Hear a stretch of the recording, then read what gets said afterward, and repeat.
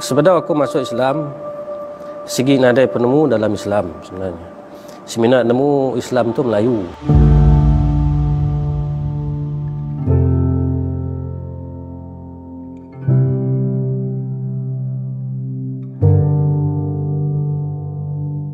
Udah aku memeluk Islam, aku faham, memahami Islam.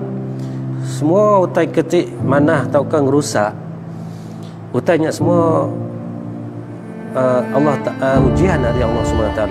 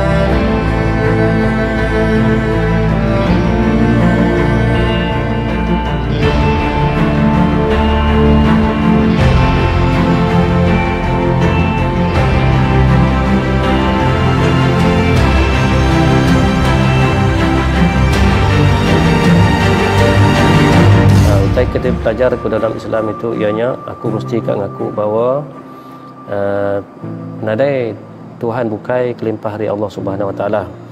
Jadi yang kedua, mesti sabar, mesti solat.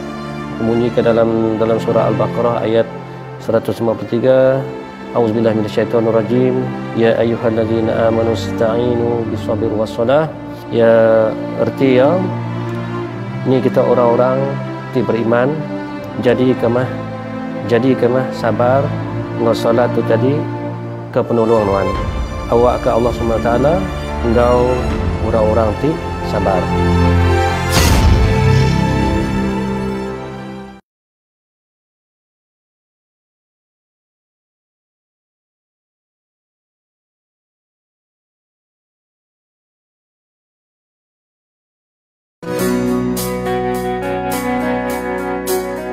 Saya mula tergerak untuk melibatkan diri dalam RH, lanjutan daripada kesedaran tanggungjawab berdakwah. Kitalah yang boleh menjadi penggerak untuk menggalakkan mereka terus mendalami ilmu agama Islam. Dengan sedikit ilmu agama yang saya ada, saya ingin membantu masyarakat terutamanya non-Muslim untuk belajar berkaitan dengan Al-Quran. Kerana saya melihat dengan Rakan Hidayah ini adalah platform yang terbaik untuk saya berkhidmat, memberi kepada masyarakat. Apabila melibatkan diri sebagai sukarelawan Rakan Hidayah, saya dapat mendidik seseorang yang baru peluk Islam dengan menjaga mereka punya kebajikan. Saya dapat kenali lagi ramai lagi etnik, sebab etnik asal saya etnik India. Jadi saya mengenali etnik lain ni dapat saya memahami budaya mereka semua. 因为我要用我的华语传到伊斯兰。 Pada mulanya saya menyertai Rakan Hidayah hanya untuk mengisi masa lapang saya. Bila mana kita dilatih menjadi pendakwah dan akhirnya kita dapat menyampaikan Islam kepada orang-orang non-Muslim.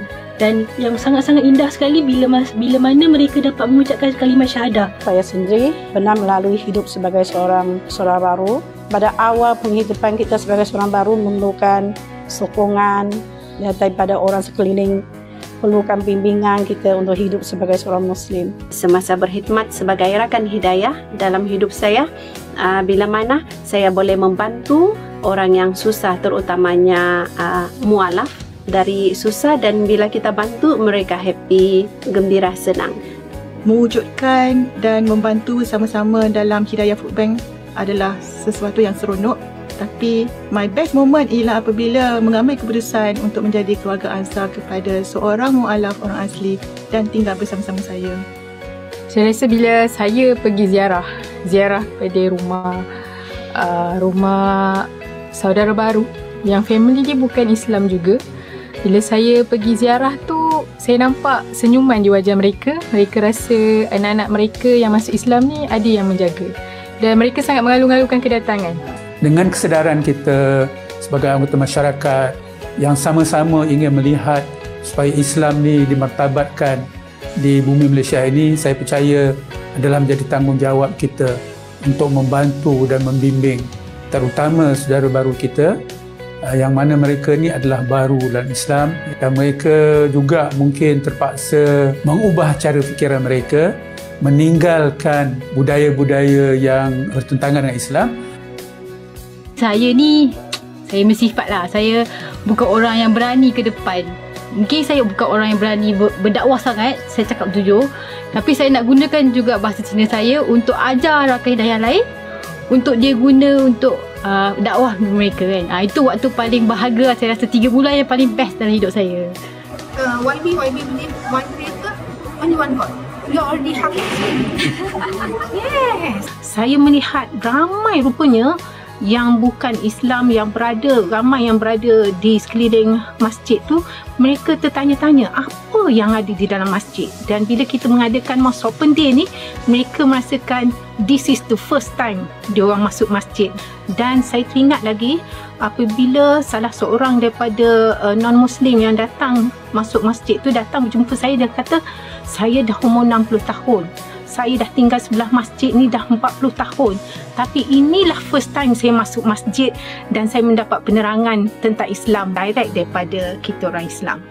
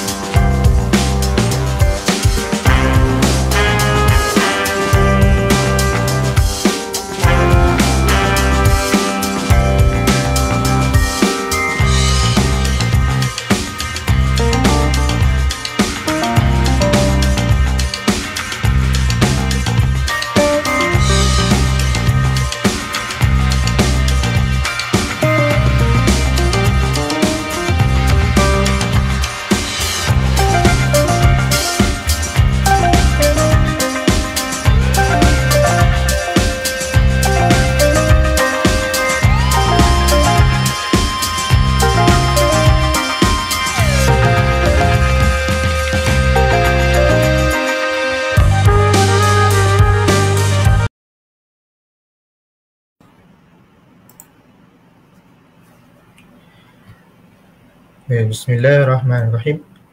Assalamualaikum warahmatullahi wabarakatuh. InsyaAllah boleh tuan-tuan, puan-puan jelas tak suara saya dalam FB Live kita pada malam tu? Mohon jelas, type di ruangan komen jelas. Mohon kurang jelas, type je kurang jelas. InsyaAllah.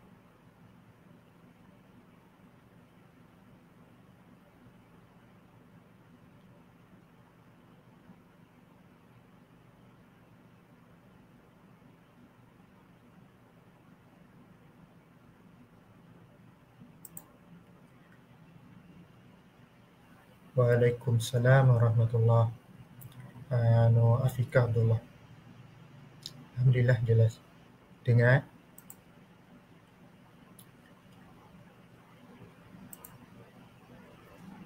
Alhamdulillah dengar jelas dari Afika Abdullah. InsyaAllah kita akan start lah untuk chat kita pada malam tu. InsyaAllah, bismillahirrahmanirrahim. Assalamualaikum warahmatullahi wabarakatuh. Alhamdulillahirrabbilalamin. Wassalatu wassalamu ala Sayyidina Muhammad asrafil mursalin wa ala alihi wa sahbihi ajma'in. Alhamdulillah. Pertama-tama sekali kita ucapkan kesyukuran kepada Allah Subhanahu wa taala dan dengan rahmat yang Allah berikan kepada kita, dengan nikmat yang Allah berikan kepada kita, kita dapat bersama-sama di dalam iChat, di dalam kongsian ilmu kita pada malam tu. Alhamdulillah. InsyaAllah, terima kasih kepada tuan-tuan dan puan-puan yang bersama-sama kita menonton di dalam iChat kita pada malam tu. Untuk makluman tuan-tuan dan puan-puan, iChat kita adalah satu program ceramah bulanan yang dianjurkan oleh Hidayah Center Foundation bagi cawangan Bintulu dan bagi cawangan Sarawak sebenarnya. Dan pada kali ini iChat kita secara bergilir-gilir dilakukan di setiap cawangan Hidayah Center, dan Alhamdulillah pada malam tu Hidayah Center Foundation, pejabat cawangan Bintulu yang menganjurkan iChat kita pada malam tu dengan penceramah jemputan daripada Bintulu sendiri. Alhamdulillah. Jadi insyaAllah, dia sedikit sebanyak berkenaan dengan program Islamic Chat, iChat kita pada malam tu. Jadi tanpa membuang masa, saya memperkenalkan sedikit sebanyaklah penceramah biodata penceramah kita, penceramah jemputan kita pada malam ini, iaitu nama panjang beliau adalah Ustaz Zulhazri bin Jaafar Siddiq, dan beliau lahir di Kuching, Sarawak, dan pengajian tertinggi beliau ialah Ijazah Sarjana Muda Syariah dan Pengajian Islam Universiti Muttah Jordan, dan pengalaman beliau dalam Jabatan Agama Islam Sarawak, jawatan ataupun pekerjaan beliau pada masa kini iaitu Jabatan Agama Islam Sarawak sangat-sangatlah panjang. Kita lihat di dalam ni 17 tahun beliau berkhidmat bertugas di JAIS ataupun Jabatan Agama Islam Sarawak. Dan sepanjang 17 tahun beliau berkhidmat di JAIS Kapit dan bahagian dakwah HQ, bahagian Institut Kemajuan Masjid HQ, JAIS Kuching, bahagian Penguat Kuasa Syariah HQ, dan sekarang berkhidmat di Jabatan Agama Islam Sarawak bahagian Bintulu, dan bermula dari September 2020 atau lepas, dan sekarang hinggalah sekarang. Okey, Alhamdulillah, ya sedikit sebanyak berkenaan dengan biodata penceramah kita pada malam tu. InsyaAllah kita akan jemput Ustaz untuk masuk di dalam live kita. Assalamualaikum Ustaz. Waalaikumsalam warahmatullahi. Alhamdulillah. Waalaikumsalam warahmatullahi taala wabarakatuh. Dengar Alhamdulillah. Dengar. Saudara Boleh. Alhamdulillah. Ustaz sihat? Okey. Boleh dengar Ustaz? Boleh. Alhamdulillah. Boleh. Baik. InsyaAllah Ustaz pun dah ada di dalam live kita pada malam tu. InsyaAllah untuk makluman tuan-tuan dan puan-puan yang hadir pada live kita, InsyaAllah iChat kita pada kali ini, kongsian kita pada kali ini, tajuknya adalah bagaimana Rasulullah SAW santuni mu'alaf. InsyaAllah ia adalah tajuk untuk kongsian kita ataupun Islamic Chat kita pada malam tu. Dan penceramah jemputan kita adalah Al-Fadil Ustaz Zulhazri yang merupakan pegawai di Jabatan Agama Islam Sarawak bahagian Bintulu. InsyaAllah tanpa membuang masa, saya menjemputlah Ustaz untuk berkongsi kepada kita iChat kita pada malam ini. InsyaAllah, dipersilakan Ustaz. Jazakumullah khairan jazak kepada saudara moderator kita, saudara awamku Muhammad Firdaus. A'udzubillahi as-sami'il 'alim minasyaitonir rajim. Bismillahirrahmanirrahim. Alhamdulillahi rabbil alamin. Nahmaduhu wa nasta'inuhu wa nastaghfiruh wa na'udzu billahi min syururi anfusina wa ومن سيئات أعمالنا من يهده الله فلا مضل له ومن يضلل فلا هادي له أشهد أن لا إله إلا الله وحده لا شريك له وأشهد أن سيدنا محمدا عبده ورسوله أرسله بالهدى ودين الحق ليظهره على الدين كله ولو كره المشركون سبحانك لا علم لنا إلا ما علمتنا إنك أنت العليم الحكيم رب اشرح لي صدري ويسر لي أمري واحلل عقدة من لساني ويفقه قولي أما بعد السلام عليكم ورحمة الله تعالى وبركاته الحمد لله ثم الحمد لله ثم الحمد لله syukur hadrat Allah Subhanahu wa taala di atas limpah rahmat serta inayah daripada Allah Subhanahu wa taala juga kita dapat sama-sama bersua malam ini dengan tajuk bagaimana Rasulullah sallallahu alaihi wasallam menyantuni para muallaf. Hadirin hadirat yang dirahmati Allah, Islam adalah agama yang membawa rahmat kepada seluruh umat manusia. Dan agama Islam adalah suatu agama yang mana menilai manusia tanpa mengira pangkat, keturunan, bangsa, darjat, dan kesempurnaan Islam dan kelestarian Islam ada terselah melalui layanan terhadap semua makhluk Allah Subhanahu wa taala di atas muka bumi ini. Allah Subhanahu wa taala berfirman, "Wa tidaklah dimuliakan mereka itu kecuali bagi orang-orang yang beriman." Maka Allah dalam ajaran Islam itu sendiri, umat Islam itu dimuliakan menilai kepada iman mereka. Dan hadirin hadirat yang dirahmati Allah, bila kita sebut berkenaan dengan muallaf, persoalannya siapa itu para muallaf? Di dalam hadis ataupun dalam ayat Al-Quran disebut satu golongan wal muallafatul qulubihim, yang mana hadis-hadis membincangkan dan diamati serta dikeluarkan topik perbincangannya. Apakah yang dimaksudkan dengan peringkat-peringkat golongan muallaf? Yang mana muallaf ini dikatakan satu golongan yang dilembutkan hatinya oleh Allah Subhanahu wa taala untuk menerima Islam. Ada juga pandangan yang mengatakan mereka yang belum memeluk agama Islam tetapi berminat untuk memeluk agama Islam belum lagi, maka mereka pun tergolong dalam golongan orang-orang yang dilembutkan hatinya, yakni dalam golongan muallafatil qulub. Hadirin hadirat yang dirahmati Allah, bila kita membicarakan bagaimana Rasulullah sallallahu alaihi wasallam, kita nangga macam ni Nabi sallallahu alaihi wasallam untuk melayan para muallaf, dan kita kena kembali kepada sejarah Islam itu sendiri 1400 tahun yang lalu, di mana hakikatnya konteks muallaf ini semua para sahabat ketika itu adalah muallaf. Sebab mereka baru lagi memeluk ajaran Islam. Zaman Nabi sallallahu alaihi wasallam, Nabi berdakwah di Mekah selama 10 tahun. 3 tahun secara bersembunyi. Kalau nak kira semua mereka adalah muallaf dan senantiasa bersama dengan para Rasulullah sallallahu alaihi wasallam, para Nabi sallallahu alaihi wasallam itu adalah para muallaf kerana mereka semuanya baru sahaja memeluk ajaran Islam. Dan kalau kita lihat fasa para muallaf di sini boleh dibagikan kepada 2 fasa. Fasa yang pertama ialah fasa di mana para sahabat yang berada di kota Mekah. Dan fasa yang kedua para muallaf yang kita dah panggil muallaf ni yang berada di kota Madinah. Dan sahabat-sahabat yang memeluk ajaran Islam ini yang dipanggil wal muallafatul qulub ini, hakikatnya turun wahyu menyebut tentang muallaf ini ketika mana Nabi sallallahu alaihi wasallam berada di kota Madinah. Hadirin hadirat yang dirahmati Allah, kalau kita lihat sejarah daripada para sahabat yang memeluk ajaran Islam, kita melihat kalau kita menilai pada masa kini, asal orang masuk Islamnya muallaf, betul tak?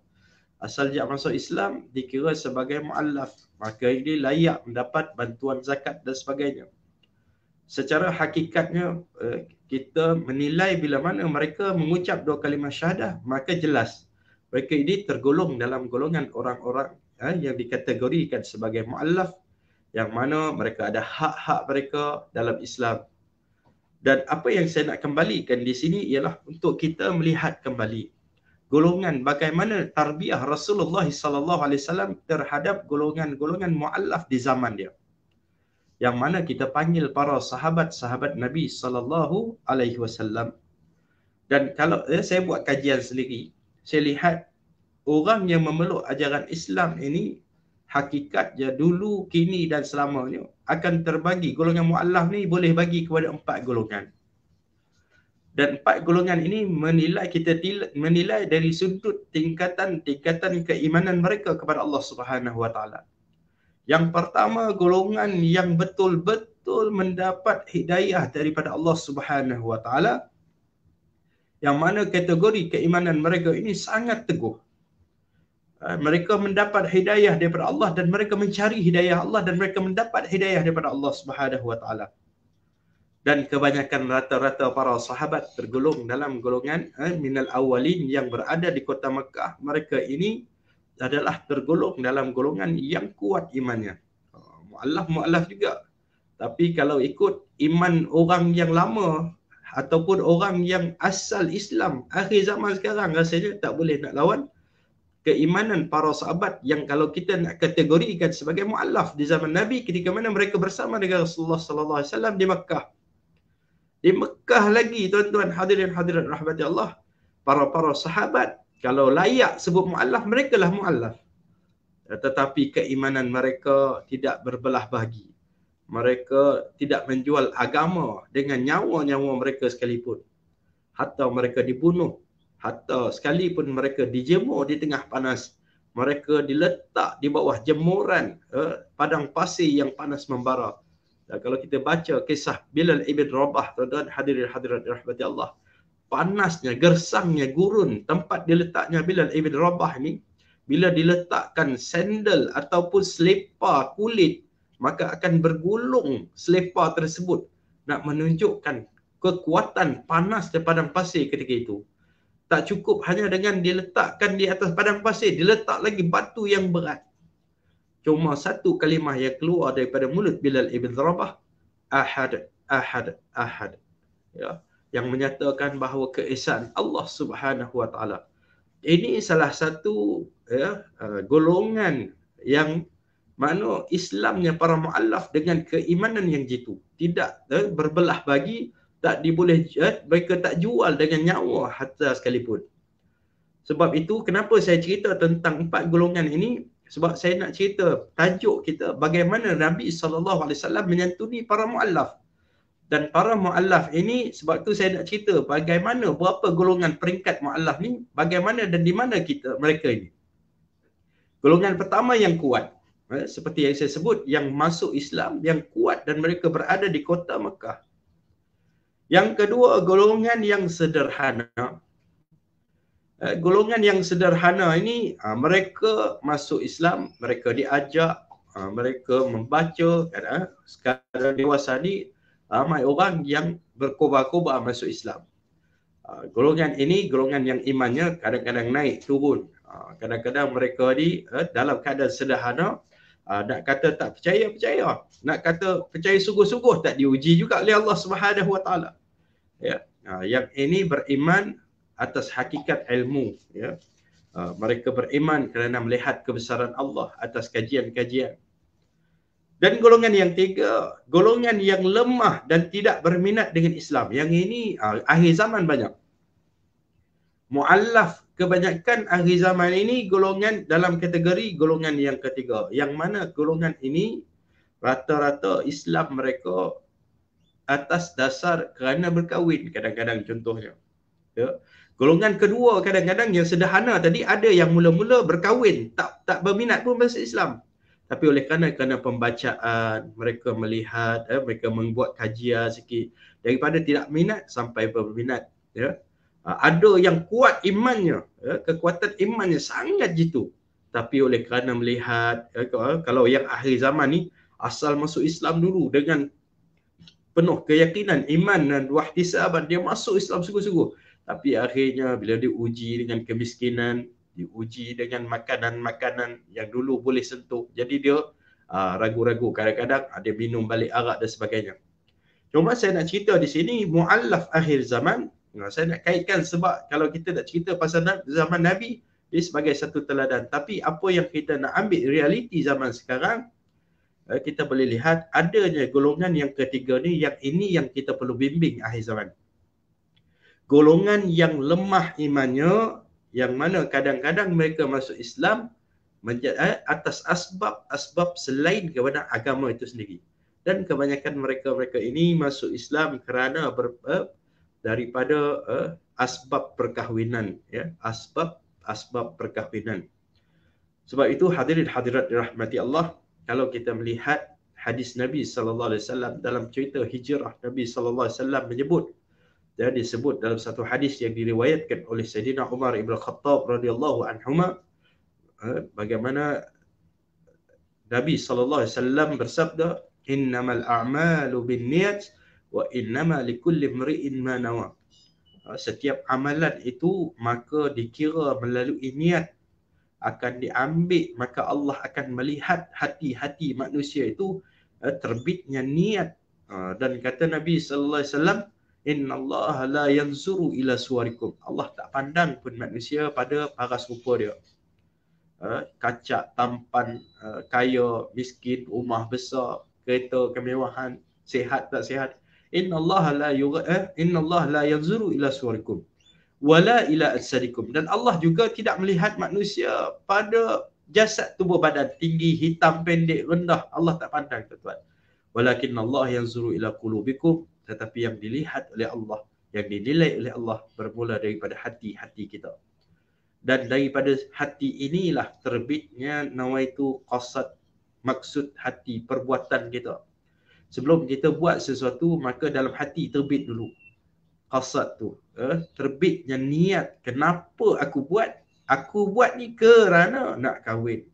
Sebab itu bila hancur saja mahligai perkahwinan, maka ramai dari kalangan para muallaf ini, mereka minta untuk keluar daripada agama Islam, bagi khususnya bagi mereka yang tidak dibimbing. Ya, kerana apa? Dasar Islam itu adalah dasarnya berpaksikan kepada perkahwinan. Bila hancur lebur perkahwinan, mereka pun minta untuk keluar Islam. Itu asas mereka. Sebab itu hadirin hadirat dirahmati Allah, golongan ini, ya, golongan yang lemah inilah yang kita perlu bantu, golongan lemah inilah yang kita perlu ajar. Jadi hadirin hadirat dirahmati Allah, di zaman Nabi SAW, ya, secara overall, bagaimana Nabi menyantuni para muallaf ini, para sahabat ini. Satunya, Nabi menjadi rujukan terus kepada para sahabat. Dan begitu juga bagi mereka yang baru beragama Islam. Kalau kita lihat sejarah sahabat itu muallaf. Ya. Bagi mereka yang jauh, Nabi SAW melantik kadang-kadang di kalangan mereka sendiri, sahabat-sahabat yang baru masuk Islam di kalangan mereka. Jadi dilantik mereka sebagai duta kepada Islam kaum mereka. Kalau kita lihat kisah Abu Dzar Al-Ghifari, ya, seorang yang sahabat yang awal masuk Islam. Ketika mana dia masuk Islam, dia disuruh oleh Nabi kembali kepada kaumnya. Dikembalikan kepada kaumnya untuk mengajar tentang ajaran apa itu Islam. Sehingga sampai satu masa ketika Nabi SAW berhijrah di kota Madinah, datang satu kumpulan yang sangat besar, berbondong-bondong datangnya. Dari jauh, berterbangan debu atas hentakan haiwan-haiwan tunggangan. Orang heran, apalah ramai dari apa yang datangnya jauh ya. Debu berterbangan, rupa-rupanya melihat kaum Al-Ghifari ini masuk Islam.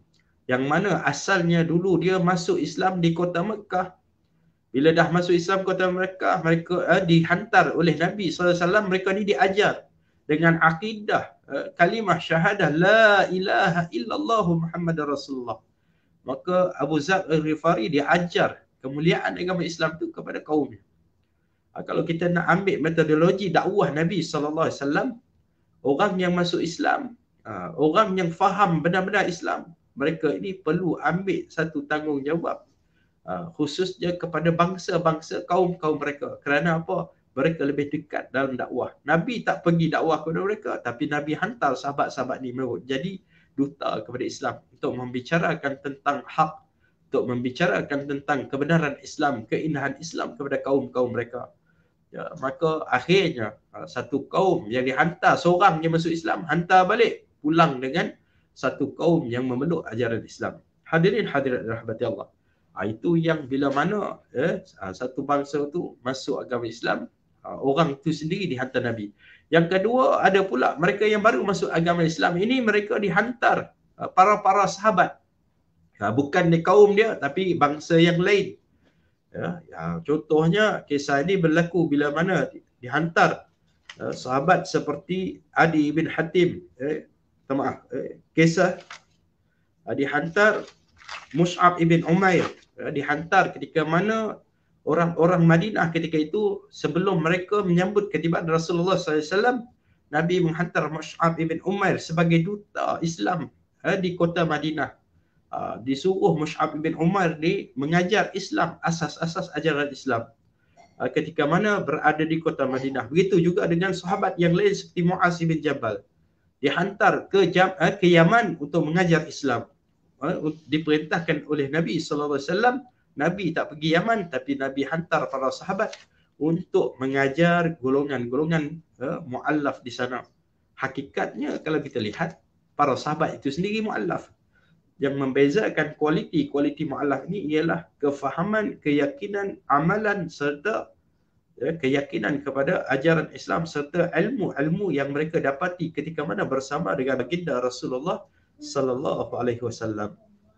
Seterusnya, yang ketiga ialah permulaan dakwah Islam kepada para sahabat-sahabat itu sendiri. Ya, dari Nabi ajar. Dan begitu juga bila mana orang yang bagaimana Nabi sallallahu alaihi wasallam menyantuni para mu'allaf ini, para mu'allaf ini dekat kepada Nabi dan tempat mereka merujuk kepada Nabi, selalunya mereka mendatangi masjid, rumah-rumah Allah. Mereka datang ke rumah-rumah Allah untuk mempelajari dan mendalami ilmu-ilmu agama. Mereka meluangkan masa-masa lapang, mereka meluangkan masa-masa daripada kehidupan seharian untuk membaca Al-Quran, untuk belajar mengaji, untuk menghafaz ayat-ayat Al-Quran, untuk mendengar hadis-hadis Nabi SAW. Maka ini yang mereka buat. Walaupun Nabi tak ada, mereka belajar dari golongan yang ada ilmu, daripada sahabat yang mendengar kisah-kisah, dan mereka bertanya kepada golongan yang arif, orang yang mengetahui perkara-perkara yang mereka tak tahu. Kalau tak boleh jumpa Nabi, mereka jumpa sahabat Nabi untuk ujuk. Kalau Nabi berlaku benda ni, maka mereka akan ceritakan apa yang Nabi pernah buat, apa yang akan berlaku. Jadi hadirin hadirat dirahmati Allah. Selain itu juga, bagaimana Rasulullah SAW menyantuni para mu'allaf ini ialah memperkenalkan bila mana daripada di kota Madinah, orang-orang Madinah yang baru berjinak-jinak dengan Islam, maka Nabi SAW mempereratkan ukhuwah Islamiyah dengan mempersaudarakan di antara Muhajirin dan Ansar. Muhajirin dan Ansar ini Nabi SAW saudarakan. Ada keluarga angkat, orang yang lama Islam dia dipasangkan dengan keluarga yang baru. Mereka ada keluarga nak menunjukkan bahawa Islam ini mengambil berat tentang sesama kita. Disebut dalam hadis Nabi SAW, sesungguhnya umat Islam itu seperti satu binaan yang kukuh. Yashudduhum ba'duhum ala ba'd. Mereka itu menguatkan antara satu sama lain.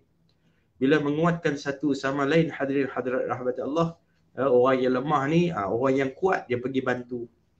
Begitulah dalam kehidupan Rasulullah sallallahu alaihi wasallam. Dan kalau kita lihat lagi banyak cerita-cerita yang menarik, tuan-tuan hadirin hadirat. Kalau kita nak cerita pasal para mu'allaf ni, semua para sahabat-sahabat Nabi adalah mu'allaf. Sebab itu bagi mereka yang dijinakkan hati-hati mereka dengan Islam, kena banyak baca kisah-kisah Rasulullah SAW dan kisah-kisah para sahabat. Ya, kisah-kisah para sahabat Nabi boleh dijadikan teladan. Ramai orang di kalangan sekarang ini bila masuk saja Islam, dia rasa rendah diri. Sedangkan kalau hakikatnya di sisi Allah Subhanahu Wa Taala kedudukan mereka lebih mulia. Lebih mulia daripada orang yang lama Islam. Sebab apa lebih mulia? Lebih lama berbanding dengan orang yang lama Islam. Sebab bila masuk saja mereka mengucap saja 2 kalimah syahadah, mereka seperti mana bayi-bayi yang baru dilahirkan, digugurkan semua dosa-dosa yang telah lepas, dan dibuka buku-buku yang baru. Patutnya kita yang malu, tapi biasanya mereka pula yang rasa malu, rendah diri. Hakikatnya Allah Subhanahu Wa Taala mengangkat darjat-darjat mereka atas kesedaran mereka, atas hidayah yang Allah hadiahkan kepada mereka, dan itulah sebenarnya keberuntungan yang besar. Hadirin hadirat yang dirahmati Allah, ya, Nabi SAW diutuskan jadi ikutan teladan. Sebab itu para muallaf ini, baik muallaf, baik orang yang lama Islam, sepatutnya kita menjadikan Rasulullah SAW sebagai role model. Yang mana Allah Subhanahu Wa Taala sebut, laqad kana lakum fi rasulillahi uswatun hasanah. Sesungguhnya pada diri Rasulullah SAW itu adalah contoh ikutan yang terbaik, contoh ikutan suri teladan yang perlu kita ikut. Jadi sekarang kita tak perlulah nak ikut artis barat, nak ikut artis Korea. Kalau artis Korea mati, kita pun sedih. Hakikatnya sepatutnya kita sedih bila mana Islam itu tidak diamalkan, bila mana orang ikut cara hidup barat, mengenepikan cara hidup yang dibawa oleh Nabi SAW. Dan disebut juga, in kuntum tuhibbunallah fattabi'uni yuhibbukumullah. Kalau kamu mencintai Allah, kata Nabi SAW, ikutilah aku, taatilah, taat apa yang diperintahkan oleh baginda Rasulullah SAW dalam kehidupan kita. Dan dalam hadis Nabi SAW disebut lagi, ya, Nabi berpesan, ma atakum rasul fakhuzuhu wa ma nahakum anhu fantahu.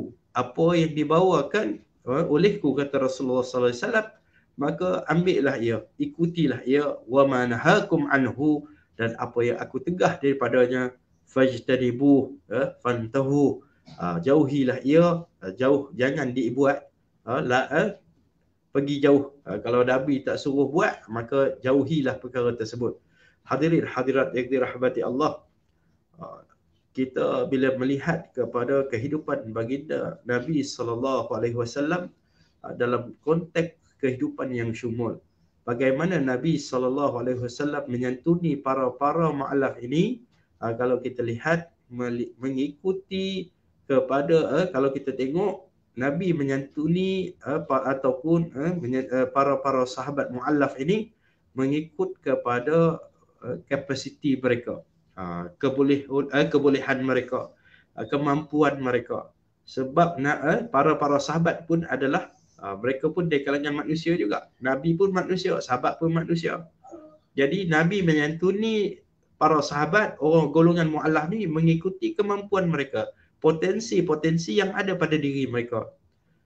Nabi tak suruh semua orang jadi pemimpin dalam agama contohnya. Nabi tak suruh semua orang buat satu kerja, melainkan perkara itu secara umum saja.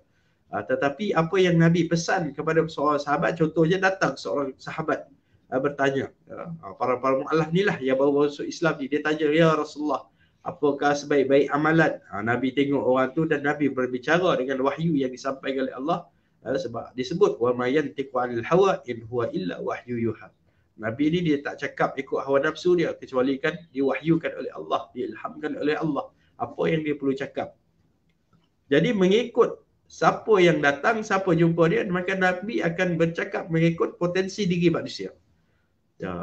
Nabi tak bercerita benda tinggi pada orang yang kemampuannya tidak ada pada dirinya.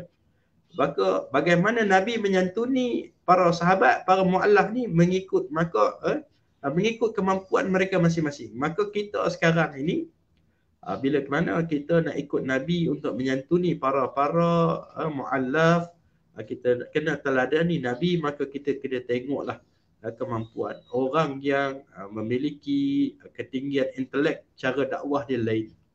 Orang yang mempunyai intelektual yang rendah, yang kurang dalam kehidupan dia, lain cara dia, pendekatan dia. Kita lihat balik dalam sejarah. Sebab itu hadirin hadirat rahmati Allah, 2/3 di dalam Al-Quran itu sendiri kandungannya adalah daripada cerita-cerita sejarah, kisah-kisah Nabi, kisah-kisah yang berlaku kepada Nabi-Nabi terdahulu yang menjadi teladan, tuan-tuan. Kebanyakannya adalah perkara-perkara yang disuruh kita mengambil iktibar. Kalau kita tak ambil iktibar, maka kita tergolong dalam golongan yang rugi. Kita baca daripada kisah Nabi Adam sehinggalah kepada kisah Nabi Muhammad sallallahu alaihi wasallam, diceritakan lengkap oleh Allah dalam Al-Quran. Tidak Allah tambah, tidak Allah tukar tambah, melainkan perkara yang hak saja Allah ceritakan, yang betul je Allah ceritakan. Sebab tu Al-Quran tu di-preserve atau dipelihara oleh Allah Subhanahu Wa Taala, ketulisannya. Jadi Quran ini banyak berceritakan tentang kisah-kisah dan sejarah-sejarah. Maka kita pun umat Nabi Muhammad sallallahu alaihi wasallam, kita boleh baca balik sejarah-sejarah para sahabat Nabi sallallahu alaihi wasallam. Kita boleh baca sejarah Rasulullah sallallahu alaihi wasallam, bagaimana Rasulullah sallallahu alaihi wasallam, para sahabat bila diperintah je oleh Nabi sallallahu alaihi wasallam, mereka akan buat dengan penuh ketaatan. Kalau kita lihat ada di kalangan para sahabat mu'allaf ini, kalau tak sebut mu'allaf, mereka pun mu'allaf lah. Mereka masuk Islam, antaranya ada di kalangan mereka yang masuk Islam diuji dengan ujian yang besar. Seperti Sayyidina Ali karamallahu wajhah, baru-baru je masuk Islam, sampai satu masa diuji.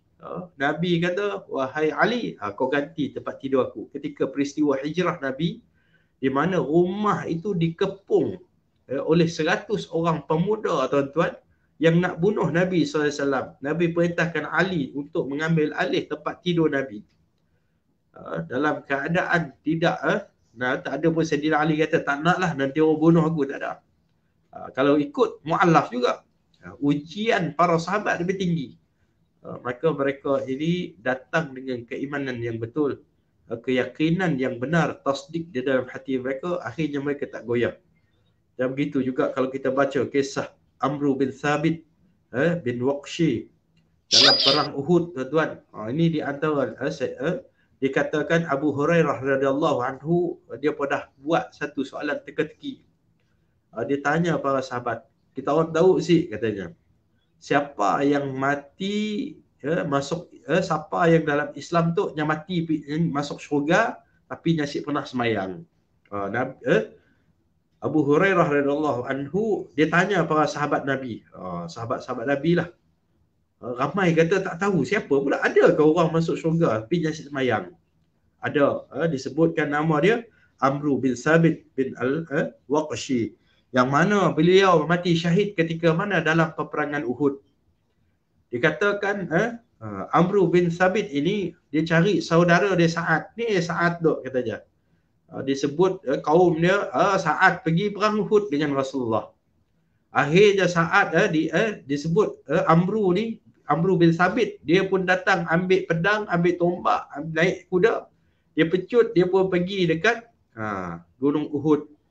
Dia pun nak turut serta berperang. Maka saudara di Sa'ad kata, kau untuk berperang apa hal? Kau berperang sebab kaum kita ke apa hal tu? Katanya sih, aku berperang sebab aku cinta Allah dan Rasul. Aku dah masuk Islam. Masuk Islam, tuan-tuan. Dia bukan baca Fatihah, bukan nak belajar semayang, bukan tak kata nak tinggalkan benda haram, nak makan itu ini. Tapi dia terus berhadapan dengan satu situasi yang tak semua orang boleh buat. Kalau mu'allaf sekarang diuji perceraian saja dah buat mereka nak keluar Islam. Ini sahabat Nabi ni Amru bin Thabit, dia bukan nak kata bercerai, tapi maut di hadapan dia. Dia kata tak apa, aku masuk Islam, aku cinta Allah, aku cinta Rasul. Akhirnya tuan-tuan dalam perang Uhud beliau syahid. Kata Nabi SAW, keberuntungan besar, modal kecil tapi untung besar dalam hidup Sayyidina Amru bin Thabit ini. Sebab apa dia mati? Dan dikatakan para sahabat yang mengetahui kisah ini, di antaranya ialah Abu Hurairah waktu dia bagi teka-teki kepada para sahabat-sahabat tadi, dia tanya siapa orang Islam pernah semayang tapi dia dapat mati masuk syurga. Dia sebut. Ni nak kira tuan-tuan baru masuk Islam. Hakikatnya hadirin hadirat yang dirahmati Allah, apa yang membezakan dan bagaimana layanan Nabi SAW ke atas para sahabat bergantung kepada keimanan mereka. Sebab itu tadi saya sebut satu golongan yang pertama tadi, inilah golongan yang mana golongan yang masuk Islam, iman dia kuat. Mereka mencari dan mendapat hidayah daripada Allah Subhanahu Wa Taala. Mun bahasa kita orang Sarawak tu, dia ada 2-3 lagi. Memang kejituan dia. Ya, dia tinggal. Ada sahabat yang asalnya kaya tapi lepas masuk Islam jadi miskin. Dia rasa kebahagiaan, dia mencari keberuntungan akhirat bukannya keberuntungan di dunia, tuan-tuan. Golongan kedua tadi, golongan yang sederhana imannya. Yang ini ada turun naik ni, tuan-tuan. Kebiasaan memang semua orang lah turun naik. Ya, ini golongan yang tidak diuji, tetapi kadang-kadang dia naik, dia baca sikit naik, dia dapat ilmu maka bernaik, tambahlah iman dia. Banyak amalan dia makin tinggilah kefahaman tentang Islam. Ada yang daripada asalnya cuma main-main saja, cuma nak kahwin saja dan sebagainya. Dan golongan yang ketiga ni, inilah golongan yang banyak berlaku pada masa kini, golongan yang masuk Islam kerana ingin berkahwin. Yang ini yang kita umat Islam akhir zaman ni, kita di Jabatan Agama mahupun daripada Hidayah Foundation yang ataupun seluruh Malaysia lah kebanyakannya, kita berhadapan dengan isu-isu murtad ini kerana isu inilah. Belum diuji dengan kematian lagi, tuan-tuan. Bukan diuji dengan peperangan, bukan diuji dengan kefakiran, tapi bila hilang saja pasangan, bercerai, tapi mereka ni memilih untuk menjual agama, untuk kembali ke agama asal. Apakah beza di antara para sahabat mu'allaf di zaman sahabat dengan mu'allaf sekarang? Perbezaan dia, mereka itu masuk Islam kerana benar-benar mengenali Allah Tuhan yang hak. Mereka mengenali Tuhan semesta alam. Mereka tahu, dan bila mereka kenal, maka akhirnya mereka tidak menjual agama itu dengan mudah. Ada yang ingin kembali hanya kerana meraih kasih sayang ahli keluarga. Hakikatnya Allah mereka ketepikan, Tuhan semesta alam mereka ketepikan kerana mendahului ibu bapa mereka yang mana asalnya agama yang tidak diredai oleh Allah Subhanahu Wa Taala. Dan golongan yang keempat yang masuk Islam ni adalah golongan ini dipanggil sebagai golongan munafik. Golongan yang masuk Islam hakikatnya, tetapi kalau bahasa modernnya, golongan-golongan orientalis masuk Islam, menyamar sebagai Islam untuk menghancur belahkan agama Islam, untuk mendapat pangkat, untuk mendapatkan nama, kepercayaan umat Islam. Akhirnya Islam tinggal Islam dengan nama saja. Dan disebut dalam hadis Nabi SAW, la yabqa minal muslim illa ismuh. Ya, orang akhir zaman tadi tidak tinggal Islam mereka, hanya tinggal nama. Yang ini yang berlaku bila mana ada umat Islam yang membawa ideologi pluralisme. Ya, pluralisme ni maksudnya menyamakan semua agama itu adalah sama. Hakikat dia tidak sama. Inna dina indallahil Islam. Islam je agama. Yang lain bukan agama. Sebab di sisi Allah, Allah sebut hanya Islam sebagai agama, yang lain tu bukan agama, tuan-tuan. Kalau kita menyatakan bahawa semua agama sama, maka jatuh syirik.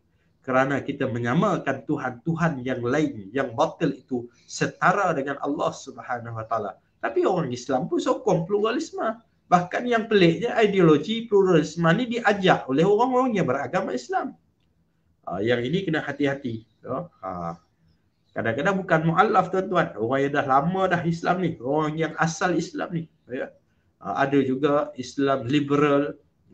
Katanya Islam liberal ni, Islam perlu diperbaharui. Kena diberi nafas semula. Perempuan-perempuan tak perlu pakai tudung. Tidak memajukan. Tudung menyebabkan perempuan dalam Islam ni lembab. Tudung menyebabkan perempuan dalam Islam ni nampak ditekan, dikongkong sebagainya. Golongan ini boleh merosakkan akidah mereka.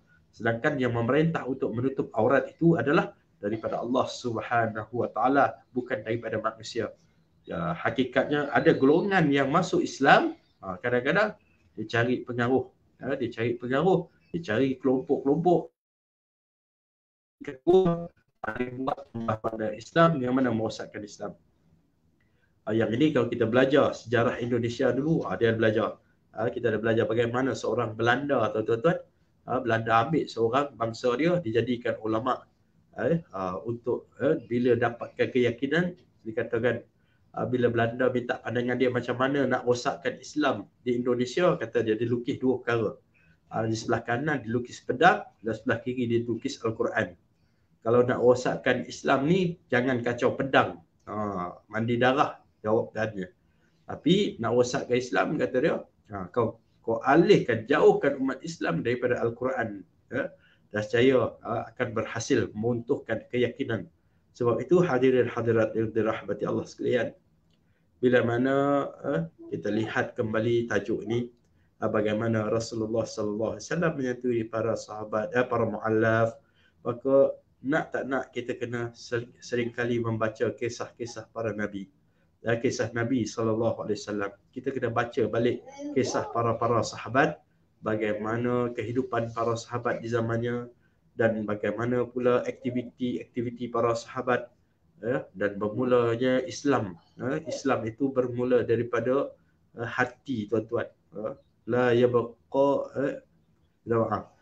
yastaqimul iman, kata Nabi SAW, tidak lurus iman seseorang itu hatta yastaqimu qalbuh.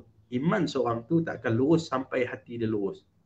Wala yastaqimu qalbuh hatta yastaqimu lisanuh. Tidak lurus hati seorang tu sampailah lisan dia cakap benda yang betul. Mulut pun cakap benda yang benar. Itu di antara indikator la yastaqimul iman, tak lurus iman sampailah hati itu lurus, dan tidak akan lurus hati sehinggalah mulut itu bercakap serupa bikin, cakap benda yang benar, cakap perkara yang hak. Bila bercakap perkara yang hak, barulah iman itu lurus. Dan hadirin hadirat rahmati Allah, bagaimana kita nak ubah kehidupan kita, bagaimana kita nak menyantuni.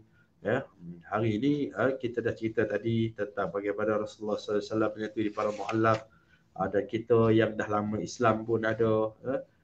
Dikatakan, saya dah sebut tadi beberapa hadis berkenaan dengan hati, dan saya tertarik dengan satu hadis Nabi SAW, ataupun dalam ayat Al-Quran pun ada yang menyebut, di mana Allah Subhanahu Wa Taala menyebut, berfirman, Inna Allah la yughayyiru ma biqaumin. Allah Subhanahu Wa Taala tidak akan mengubah nasib satu-satu kaum. La yughayyiru ma biqaumin, tidak merubah, tuan-tuan, nasib satu-satu kaum hatta yughayyiru ma bi anfusihim, sehinggalah mereka itu merubah apa yang ada ma bi anfusihim, di dalam diri mereka. Bila disebut apa yang ada di dalam diri mereka, apa yang kita perlu ubah sekarang, tuan-tuan, ialah niat hati. Sebab banyak perkara terbit perbuatan yang kita buat, maka Allah tadi yang saya sebut dengan dalil, inna Allah la yanzuru ila suwarikum wala ila ajsadikum walakin Allah yanzuru ila qulubikum. Allah tengok hati. Perbuatan yang kita buat, maka Allah akan timbang. Hadis niat itu sendiri menyebut, innamal a'malu binniyat wa innamal likulli imri'in ma nawa. Setiap manusia tu akan ditimbang, akan dilihat, akan dinilai dengan ma nawa, apa yang dia niatkan. Bahkan dalam hadis hijrah tu sebut satu kisah. Kisah bila mana penghijrahan para sahabat yang ramai ketika itu dari kota Mekah pergi ke kota Madinah. Perbuatan seakan-akan ibadah, tapi rupa macam ibadah. Tetapi ada seorang, dia pun buat perkara ibadah tersebut, tapi perbezaannya dengan sahabat yang lain ialah dia tukar niat dia. Yang inilah yang Allah suruh kita ubah. Nasib satu kaum itu tidak akan berubah. Inna Allah la yughayyiru ma biqaumin. Allah tak akan ubah nasib kita, sehingga kita ubah benda dalam diri kita. Apa benda dalam diri kita berubah? Perbuatan sama, yakni hati, yang mana tidak diterima. Faman kana hijratuhu ila Allah wa rasulih fa hijratuhu ila Allah wa rasulih. Siapa hijrah kepada Allah dan Rasul, jawapannya hijrah mesti kerana Allah, mesti kerana Rasul. setiap satu perbuatan mestilah kerana Allah dan Rasul saja. Tak boleh selain daripada tu. Ya. Dan bagi mereka yang baru masuk agama Islam, kalau boleh, tak salah kalau dulu mungkin kerana niat nak kahwin, ubah balik. Sebut balik, sahaja aku ya Allah, aku baru betulkan hatiku ya Allah masuk Islam.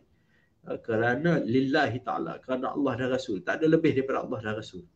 Ya, betulkan balik sebab Allah takkan ubah tuan-tuan kecuali apa yang ada dalam diri kita. Yang dalam diri kita lah kita ubah yang akan mengubah watakan sifat perbuatan kita. Perbuatan kita mungkin nampak biasa, tapi oleh kerana kita ubah secara teknikal dari dalam hati, maka dia akan beri kesan di akhirat. Ya, saya selalu ceritalah bagaimana kalau kita pergi ke masjid. Kita pergi masjid, mbak kawan orang masuk masjid. Bila masuk ke dalam masjid, hadirin hadirat rahmati Allah, masuk dalam masjid, dua-duanya kepak, bekak bekerja tengah hari. Masuk dalam masjid, baring. Ya. Nak melegakan, nak menghilangkan keletihan kerja. Nak balik rumah mungkin jauh. Jadi masuk masjid. Jadi seorang tu dia ada niat dia i'tikaf dalam masjid. Saja aku i'tikaf dalam masjid ni lillahi ta'ala. Seorang tadi dia datang tanpa niat apa-apa. Niat dia lah datang tadi. Gurinlah ke masjid tu, dapat kain hilang, penat. Maka dua-dua je gurin tuan-tuan. Dua-duanya bila cukup masa, dia pun bangun, lepas solat, dua-dua pun baring, cukup jam nak pergi kerja. Dua-dua pun bangun, dua-dua pun pasang kasut, keluar. Apa beza seorang yang ada niat i'tikaf dengan seorang tak ada niat i'tikaf? Seorang yang dengan niat i'tikaf, dia dapat pahala selagi dia berada di masjid tersebut. Sehinggalah dia keluar tuan-tuan, melangkah keluar daripada masjid. Sedangkan seorang tadi tak ada niat i'tikaf, maka dia tak dapat apa-apa tuan. Dia dapat seperti niat dia lah. Ya. Niat datang ke masjid, kat semayang tu aku nak gurin, nak buang, nak tidur sekejap, hilang kepak. Ia je dapat. Dah percaya dia keluar dari masjid, hilang kepaknya. Oleh kerana dia lupa niat, dia dapat apa-apa. Jadi hadirin hadirat rahmati Allah, ini perkara-perkara yang kita pandang enteng akhir zaman. Bab niat ni kita nampak macam kecil je lah. Saya dah apa lah, niat tu apa je. Tapi sering kali orang yang solat pun salah niat. Semayang zuhur tersebut tersasul, besok niat semayang asar. Ulang balik. Pahal takbir tadi, sebut semayang asar. Ya dah, nak menunjukkan perkara yang ada innallaha la yughayyiru ma biqaumin hatta yughayyiru ma bi anfusihim. Benda yang ada dalam hati kita kena ubah. Berapa ramai kita kerja sehari-hari tuan-tuan. Ada kerja sampai pencen 20 lebih tahun, 30 tahun. Kerja kerana pangkat, kerja kerana nak dapat duit gaji. Ya, jak dapat je lah. Siapa yang kerja kerana pangkat, kerana gaji, macam kisah hijrah tadi. Orang lain berhijrah, dapat pahalanya hijrah, dapat perempuan. Kata Sayyidina Umar ibn Khattab radhiyallahu anhu, kami memanggil sahabat itu dengan Muhajir Ummu Qais. Disebut dengan nama gelaran Muhajir Ummu Qais sebabnya nikah tadi, sebabnya hijrah, dia nak nikah, dapat juga dia nikah. Berapa ramai di kalangan kita umat Islam akhir zaman pergi kerja, nak cari nafkah, duit yang halal. Dapatlah yang halal. Yang penting tadi sepatutnya kita kerja cari nafkah yang halal kerana Allah Subhanahu Wa Taala. Ya? Jadi kita buat kerja kerana Allah Taala, rezeki itu akan datang mengikuti kita. Rezeki akan datang. Mesti percaya, kita tanya anak-anak kita, orang yang pergi sekolah, tanya diri kita pun muhasabah balik. Dia ada kaitan beza sahabat zaman mu'allaf, zaman sahabat mu'allaf, bahkan orang Islam zaman sekarang. Pada kecil ini dia tak selesai. Dia masuk Islam kerana dok jawablah. Ya, beza sahabat dulu. Mereka masuk Islam, sahabat dulu dia masuk Islam kerana al-haq. Kerana kebenaran Islam, kerana Allah. Mereka kenal Allah, kenal Rasul, akhirnya yang itu yang jadikan Islam itu hebat. Dia tak buat selain daripada Allah, selain daripada Rasul tuan-tuan. Dia buat suatu perkara itu kerana dapat kejar redha Allah, redha Rasul dia. Orang sekarang dia buat kerana kahwin. Masuk Islam kerana kahwin. Masuk Islam sebab dapat duit. Masuk Islam sebab itu. Walaupun asbab dia boleh, tapi yang Islam ni kita kena didik mereka, ajar mereka mengenali Allah Subhanahu Wa Taala. Hakikatnya ya Allah Subhanahu Wa Taala menyebut wa ma khalaqtul jinna wal insa illa liya'budun. tidak aku ciptakan jin dan manusia ni melainkan untuk beribadah kepadaku. Kalau kita baca dalam tafsir Kasyaf karangan Imam Az-Zamakhsyari, kata dia tafsir Ibnu Katsir, ada tafsir Al-Kasyaf, tidak aku ciptakan, wama khalaqtul jinna wal insa illa liya'budun, tidak aku ciptakan jin dan manusia ni kecuali untuk beribadah kepadaku. Tapi kata Ibnu Katsir, illa liya'rafun, kecuali untuk manusia ni mengenali aku, memakrifah, kenal kepada aku dengan sebenar, kenal barulah pergi sembah. Kalau kita nak kenal saja, nak sembah saja, iblis pun sembah Allah. Tapi bukan kita diajar untuk menyembah begitu saja. Kalau kita tak dijadi matlamat pencipta manusia untuk menyembah, kalau kita lihat malaikat lagi dahsyat ibadah mereka banding kita manusia. Ya, ibadah malaikat yang dicipta, ada yang di kalangan malaikat yang dicipta dalam keadaan mereka itu sentiasa bertasbih memuji Allah. Ada dalam keadaan rukuk daripada permulaan ciptaan sampai hari kiamat. Ada yang Allah Subhanahu Wa Taala cipta malaikat dalam keadaan mereka sujud sehingga ke hari kiamat. Kalau ciptaan manusia untuk ibadah, hakikatnya Allah Subhanahu Wa Taala cipta kita manusia sebagai khalifah, dan diberikan anugerah akal, dan dengan akal inilah hakikatnya manusia ini diuji oleh Allah Subhanahu Wa Taala. Diberi akal untuk kita berfikir, dan dengan akal inilah kita berfikir dan atur, renung balik. Banyak ayat-ayat Al-Quran menyuruh kita merenung, melihat tuan-tuan, melihat kebesaran Allah Subhanahu Wa Taala untuk untuk mendapatkan yakin akan kewujudan Allah Subhanahu Wa Taala, dan kita akhirnya beribadah dengan ibadah sebenar-benar ibadah, bukan ibadah ikut-ikutan. Dalil ada dalil dah, ibadah dah, tetapi hakikatnya dengan panca indera yang Allah Subhanahu Wa Taala kurniakan kepada kita, menjadikan kita lebih kenal Allah Subhanahu Wa Taala, menjadikan kita lebih dekat kepada Allah Subhanahu Wa Taala. Jadi bila kita kenal Allah, apa beza kenal Allah bagi orang yang bermakrifat kepada Allah dalam ibadahnya? Kita jadi golongan yang orang yang kenal Allah dengan makrifat Allah, kenal Allah dengan sebenar-benar kenal, jadi macam para sahabat lah. Pun tak semua sahabat dapat benda ni tuan-tuan. Sebab apa? Ada di kalangan sahabat, kalau kita baca sejarah-sejarah je, ada yang akhirnya menentang khulafa Rashidin. Sebab apa? Kadang-kadang kalau kita lihat, kalau ilmu agama ni diberikan semata-mata sebagai ilmu agama tanpa kita hayati dengan sebenar-benarnya, akhirnya agama itu menjadi satu alat yang kadang-kadang boleh makan diri kita balik. Tetapi hakikatnya, kalau kita baca laqad wa ma bu'istu illa liutammima maqarim al-akhlaq, disebut dalam riwayat Ahmad, disebut sesungguhnya Nabi SAW bukan sekadar hanya diutuskan untuk menjadi Nabi, mengajar hukum hakam fiqh dan sebagainya, tetapi juga diutammima maqarimal akhlaq, untuk menyempurnakan makam akhlak manusia. Disebut tadi ayat yang saya bacakan tadi, ya, wa ma khalaqtul jinna wal insa illa liya'budun, tidak aku ciptakan jin dan manusia illa liya'budun, kata Ibnu Katsir, illa liya'rafun, untuk dimakrifahkan, untuk dikenalkan. Kerana bila kita beribadah, ada orang bila banyak ibadah jadi sombong macam iblis, rasa dirinya sudah bagus. Yang ni pun salah tuan-tuan. Ibadah, hari-hari beribadah, bangun malam, tahajud ibadah, akhirnya mengundang kesombongan, ujub dalam diri dia. Ada orang beribadah oleh kerana dia tak kenal Allah, dia riak dalam ibadah dia. Ibadah untuk diperlihatkan kepada orang. Ada orang dia tak sedar, dia melakukan perkara ujub. Ujub ni dia rasa bangga diri. Ada yang buat ibadah untuk mendapatkan sum'ah. Sum'ah ini kemasyhuran, supaya orang menyebut-nyebut, wish, orang tu alim, orang tu wara'. Hakikatnya banyaknya ibadah illa liya'budun itu, illa liya'rafun. Kita buat ibadah dah sebenar-benar kita kenal Allah, kita jadi golongan yang beribadah, tidak seperti golongan Jabariyah dan tidak juga seperti golongan Qadariyah. ibadah golongan ahli sunnah wal jamaah dia terletak pada dua perkara. Apa dua perkara itu? Khauf dan raja. Banyak ibadah tapi takut dengan Allah. Apa dia takut je? Takut Allah nerima.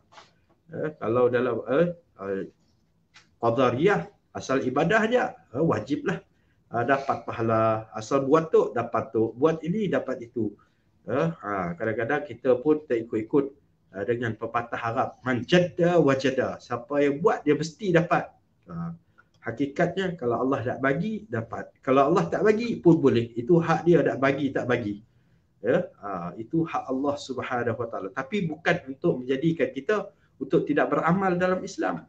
Seperti Jabariyah, akhirnya semua ada di tetap Allah. Yalah jadi macam biasa. Apa ada jadi-jadilah, tapi tak ada usaha. Golongan ahli sunnah wal jamaah mereka berusaha tetapi tidak meletakkan keyakinan yang tinggi seperti sehingga boleh merubah hakikat ahli sunnah wal jamaah. Perbuatan itu tidak, manusia ini tidak memberi bekas dan mudarat itu juga pun datang daripada Allah, tetapi diusahakan hasilnya adalah hak mutlak daripada Allah Subhanahu Wa Taala. Sebab itu kita dilihat dalam keadaan menjadi seorang Muslim akhir zaman banyak cabarannya. Marilah sama-sama kita meningkatkan amalan-amalan takwa kita. Dan kalau kita lihat para sahabat Nabi SAW, bagaimana para sahabat dahulu mereka hebat dalam ibadah mereka. Mereka jadi kuat. Hakikatnya umat akhir zaman kita kena balik. Apa yang diajar oleh Nabi SAW, 3 perkara asas, rumusan lah. Saya berhenti, satu rumusan yang saya buat, saya baca balik, kita baca dari sejarah Nabi SAW. Para sahabat di awal Islam, ketika mana Nabi berdakwah, kisah di mana Nabi didatangi oleh Jibril alaihi salatu wasalam. Kita boleh buka hadis Jibril. Kalau kita lihat dalam hadis 40, karangan Imam An-Nawawi, hadis yang kedua, di mana didatangi Nabi SAW oleh seorang pemuda yang putih bersih bajunya dan hitam pekat rambutnya, dan tidak ada pula dia ni tanda-tanda sebagai seorang musafir. Kalau dah kata dia datangnya pakaian macam orang dekat lah sebab baju kemas, bersih putih, rambut hitam. Kalau musafir ni dia kena compang-camping sikit sebab zaman Nabi debu yang berterbangan, debu-debu kuda. Pakaian dia jadi kotor, kuning, coklat-coklat, rambut renggar barangkali. Tapi bila kata dalam hadis tersebut nak kata orang dekat, ada orang di Madinah, di Mekah ketika itu mengenali dia.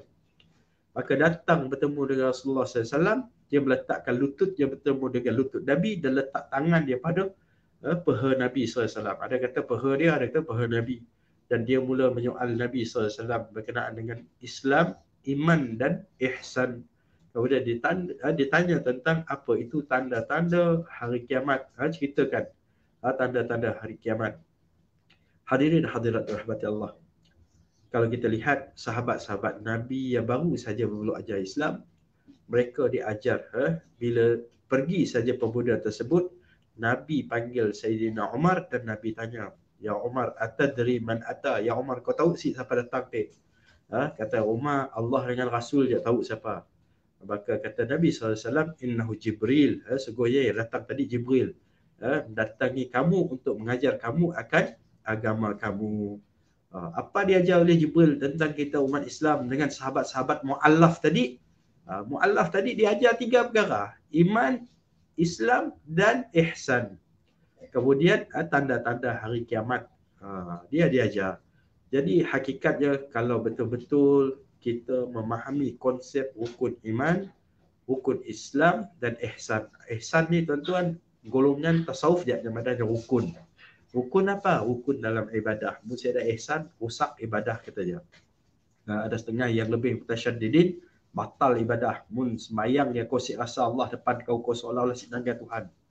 Sebab dia bermain-main, sebab dia tinggal sembahyang. Cerita ni panjang lah kalau kita nak kisahkan dalam kisah tasawuf bagaimana perjalanan kisah perjalanan Imam Al-Ghazali pergi kepada mempelajari ilmu tasawuf ini. Ada pada kisahnya, sedangkan dia ditegur dalam solat dia tegur, nak solat jadi tegur sebabnya mikir tentang permasalahan haid wanita. Walaupun akhirnya dia pergi mempelajari ilmu tasawuf. Orang kira tu si suka asal tasawuf sesat. Tak semua orang tasawuf sesat, tuan-tuan. Ada yang belajar fiqh pun sesat dan menyesatkan. Ada orang belajar ilmu akidah pun ada, akidah yang sesat dan menyesatkan. Semua perkara boleh jadi yang hak, boleh jadi yang bercampur dengan batil. Tetapi hakikatnya kita tak menolak sebab apa? Sebab ada golongan yang boleh menjadi rujukan dan dalam golongan dalam perkara hadis Jibril tadi, inilah perkara yang diambil berat oleh para sahabat, yang mana akhirnya tak adalah jadi macam orang kita 15 tahun masuk Islam nak keluar Islam sedar. Akhirnya mereka ni tetap dengan Islam kerana kefahaman dengan konsep syahadah, dengan konsep dua kalimah syahadah, penafian dan isbat kepada Allah Subhanahu Wa Taala. Akhirnya mereka mengamalkan apa yang disebutkan yang itu. Jadi saya rasa sampai saja tuan moderator boleh ke ada kita buka soal jawab.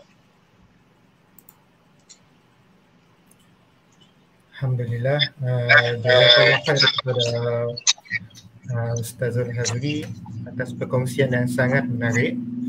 InsyaAllah saya buka kepada soal jawab lah. Sekiranya ada soalan ataupun pertanyaan kepada Ustazul Hazri, sila type di ruangan komen. Sekiranya tak ada, InsyaAllah saya bacakan satu persatulah ruangan komen. Salam dari Bintulu. Kita Encikta Ilmu boleh bersama mengajak saudara mualaf kita ke majlis ilmu atau bacaan dan rakaman yang berfaedah. Kita revise, ulama hampir lupa, sidak nambah ilmu. Alhamdulillah. InsyaAllah. Terima kasih daripada Ali Udin dan yang lain. Alhamdulillah, sangat menarik dan bermakna. Terima kasih Ustaz. Alhamdulillah, perkongsian terbaik.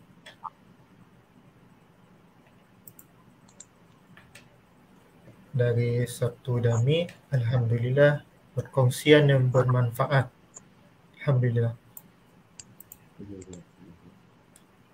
Dari Syahriman Sukarmin, mari perbetulkan dan perbaharui niat kita sebagai Muslim.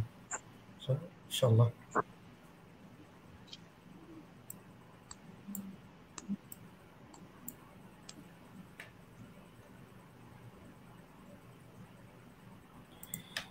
Lain-lain. Alhamdulillah, terima kasih atas perkongsian Ustaz. Dari Fatur Rahman Osman, niat berdakwah untuk dapat reda dan keampunan Allah Ta'ala. InsyaAllah. Dan dari Nur Afika Abdullah, alhamdulillah, terima kasih perkongsian Ustaz malam ini bermanfaat. Jadi rasanya saya ada soalan lah daripada para penonton kita pada malam tu. InsyaAllah harap semuanya fahamlah. InsyaAllah mungkin Ustaz ada kata-kata nasihat ke ataupun kesimpulan untuk para penonton kita. Boleh, insyaAllah silakan Ustaz. Mohon masa 5 minit.